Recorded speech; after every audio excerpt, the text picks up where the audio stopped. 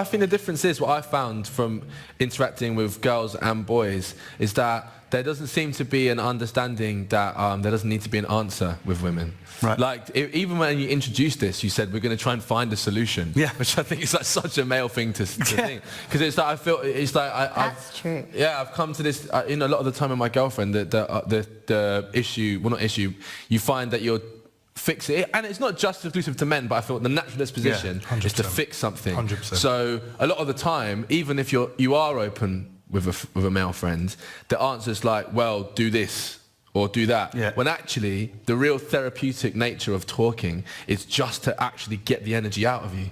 That's spot on. Yeah, so like if you sit down and if your mate just looked you in the eyes and allowed you to say it and then left the silence, which is another thing men are afraid of. I don't know, is that actually, I want to ask the audience, do you find you feel silences in male friendships?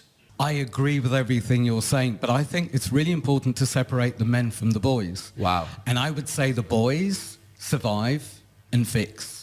Where the men, it's not all about surviving and finding trouble to fix. Yeah. It's about being with, and like you said, it's listening. Holding space. And if I'm going to listen to your shit in the pub, that means I need to feel my own shit. And if I'm not willing to feel my shit, then I don't want to know anything about yours. So if I can reach mine, then I can reach yours. Otherwise, nah.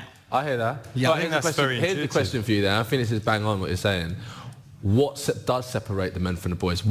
How does a boy become a man in your world? People need to be trained to listen. Yeah, totally. Yeah. Not to fix, not to second guess, but to sit in the shit and let it be. And let it feel, yeah. Exactly. I was going to say, the irony is a lot of my friends would rather sit in shit than actually talk about their feelings. Yeah. But loads of people would. It takes a lot of work and a lot of soul searching, and it's uncomfortable to deal with your shit. Yeah. It's a horrible process. If you're surviving I think But we're all surviving, but maybe we're surviving with like internal angst and anxiety and panic attacks, but you kind of survive. Totally agree. In short, what you're saying, I really believe in, and that is something that one would hope is a natural port of call for men. There's also another thing I want to bring up when we move on about rite of passage, because I think the difference between boys and men is another thing that is in our culture.